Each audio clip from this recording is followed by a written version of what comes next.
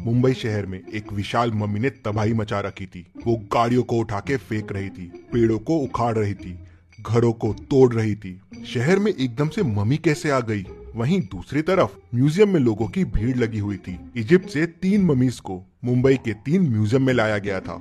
उन्हें देखने के लिए तीनों म्यूजियम्स में लोगों की काफी भीड़ लगी हुई थी। क्या आप म्यूजियम की इस फोटो फ्रेम को देख के बता सकते हैं कि ये रियल है या फेक है? कहते हैं ये फोटो 1820 की है।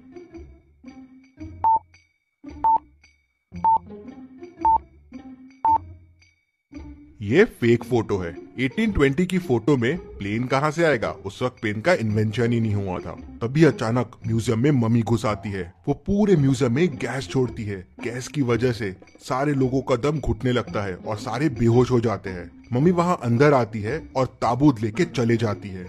ऐसे ही दूसरे म्यूजियम में भी होता है। पहले गैस से लोगों को बेहोश और फिर मम्मी दूसरा ताबूत लेके भी चले जाती है। और फिर तीसरे म्यूजियम में भी यही होता है। तीनों ताबूत और मम्मी लेके चले जाती है।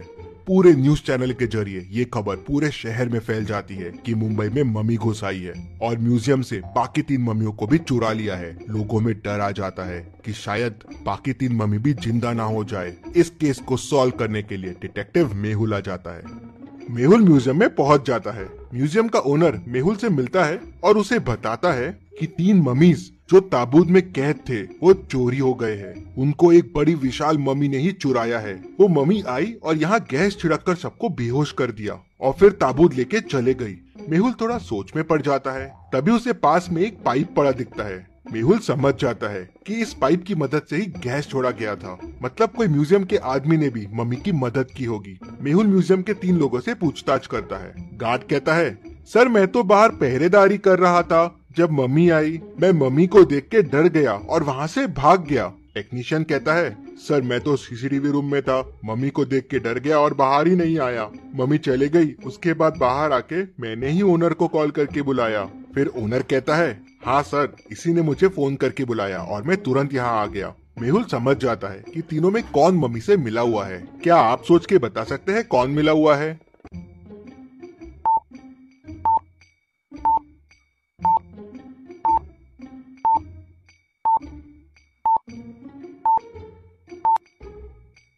मेहुल तुरंत टेक्नीशियन को पकड़ लेता है। जब सारे लोग बेहोश हो गए थे तो ये कैसे बच गया? और इसके चेहरे पे देखिए मास्क के निशान भी है और जेब में मास्क भी रखा हुआ है। टेक्नीशियन कहता है कि सर मुझे कुछ नहीं पता है। मुझे बोला गया था कि पूरे म्यूजियम में गैस फैला देना, फिर मम्मी आके ताबूत लेके चले जाएगी।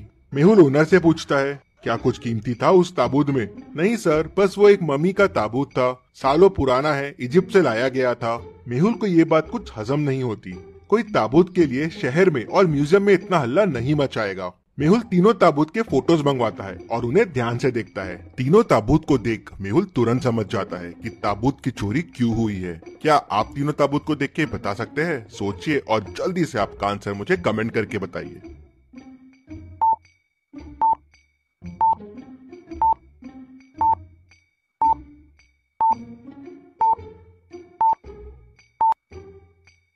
बीच वाले ताबूत में हीरे का स्लॉट खाली है और वहां पहुंचने के लिए एक मैप दिख रहा है, लेकिन वो मैप अधूरा है। अगर आप तीनों ताबूत को जोड़ देंगे तो एक पूरा नक्शा बन जाएगा। शायद वो नक्शा हीरा तक लेके जाएगा, इसलिए उन ताबूतों की चोरी हुई होगी। लेकिन ये नक्शा कहाँ का है ये समझ नहीं आ रहा था। शायद ताबूत के अंदर कुछ सुराग हो, इसलिए चोरी की गई है और उस नकली मम्मी को इसके बारे में पता होगा। मेहुल ओनर से और पूछताछ करता है, और क्या जानते हो इस मम्मी के बारे में और किस किस को पता था इस मम्मी के बारे में? तो ओनर उसे बताता है। कहते हैं इनमें से एक मम्मी जो उनकी राजा थी वो काली गुफाओं में रहती थी, उसे श्राप मिला था। सर इसके बारे में मुझे 2 साइंटिस्ट और एक असिस्टेंट रूपा को पता था। मेहुल दोनों साइंटिस्ट से पूछताछ करने के लिए उनके घर पहुंचता है। वो पहले साइंटिस्ट के घर जाता है तो देखता है उसका मर्डर हो गया है। वो दूसरे के घर जाता है तो उसका भी मर्डर हो गया था। फिर वो रूपा से मिलने जाता है तो देखता है कि उसका भी मर्डर हो गया है। मेहुल तुरंत समझ जाता है कि इन खूनों में कौन इन्वॉल्व है। क्या आप सोच के बता सकते हैं वो कौन हो सकता है?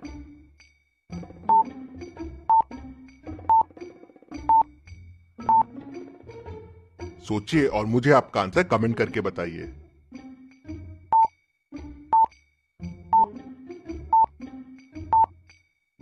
ये सारे खून ओनर ने करवाए थे। सिर्फ उसे और इन लोगों को ही ताबूत के बारे में पता था। ताबूत के बारे में जानने वाले सबका मर्डर हो गया, लेकिन ये बच गया। मेहुल उसको पकड़ने के लिए उसके घर पहुंच जाता है, लेकिन वो अपने घर से मिसिंग रहता है। मेहुल समझ जाता है कि वो हीरे की तलाश में निकल गया है, लेकिन कहाँ, ये कैसे समझेगा मेहुल को। तभी मेहुल को समझ जाता है कि ओनर कहाँ गया होगा। क्या आप सोच के बता सकते हैं? सोचिए और मुझे आपका आंसर कमेंट करके बताइए।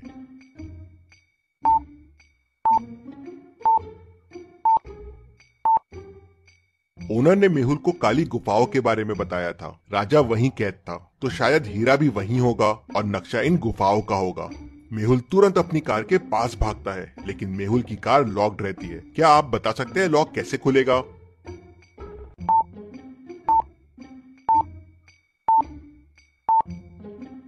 जी हाँ, चैनल को सब्सक्राइब करके ही लॉक खुलेगा, तो जल्दी से चैनल को सब्सक्राइब कर दीजिए। मेहुल भी सब्सक्राइब बटन दबाता है और कार खुल जाती है। मेहुल कार लेके काली गुफाओं की तरफ निकल पड़ता है। काली गुफाओं के बाहर पहुंचते ही मेहुल को ओनर की कार दिख जाती है। मेहुल समझ जाता है कि ओनर यही है। मेहुल भी गुफाओं में आगे बढ़ने लगता है, लेकिन उसे आगे का रास्ता समझ नहीं आ रहा था। तभी उसे 3 रास्ते मिलते हैं। कौन सा रास्ता लेना चाहिए मेहुल को? क्या आप सोच के बता सकते हैं?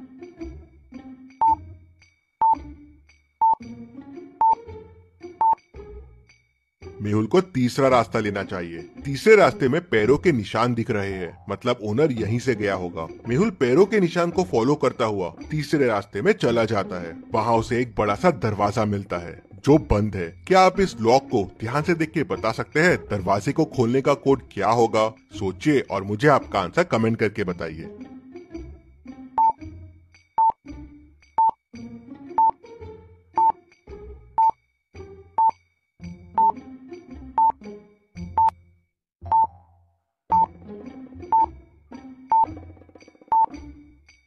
और इसका कोड होगा 5। मेहुल कोड 5 प्रेस करता है और डोर खुल जाता है। 2,3 8 है, तो 2 3 6 प्लस 2 8 हो जाएगा। 3,2 9 है, 3 इंटू 2 6 प्लस 3 9 हो जाएगा। 4,1 8 है, 4 इंटू 1 4 प्लस 4 8 हो जाएगा। सो 1,4 होगा 1 इंटू 4 प्लस 1 मतलब 5।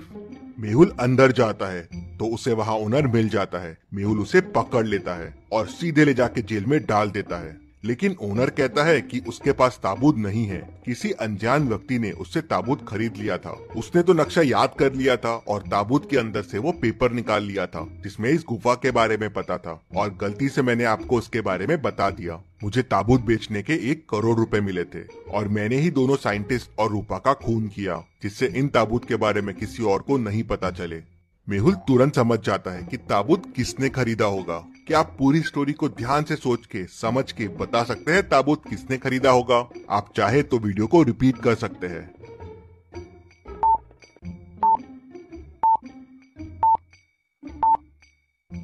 ताबूत पहले वाले साइंटिस्ट ने खरीदा था। जब मेहुल उसके घर गया था तो साइंटिस्ट के हाथ में मम्मी के कपड़े थे और उसके वॉल पे मम्मी और ताबूत के साथ एक सेल्फी भी थी, और वो सेल्फी उसके घर की लग रही थी। मेहुल उसके घर जाता है तो उसे ताबूत मिल जाता है। रिसर्च के लिए साइंटिस्ट ने ताबूत खरीद लिए थे। मेहुल उन्हें वापस म्यूजियम में लगा देता है।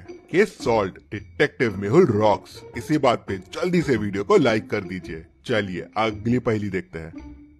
रामपुर गाँव में एक मेला लगा था जहाँ आए दिन लोगों के जेब से चीजें गायब हो रही थी। लगता है मेले में बहुत सारे जेब कतरे घूम रहे हैं। वो इतनी परफेक्शन से जेब काट रहे थे कि किसी को पता ही नहीं चलता था।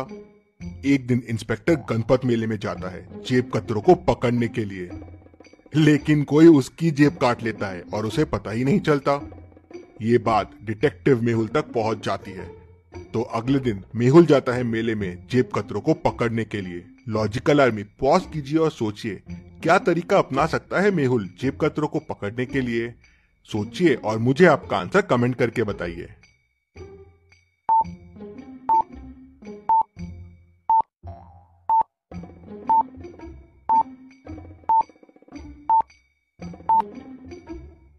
चलिए मेहुल ने क्या तरकीब अपनाई वो देखते हैं।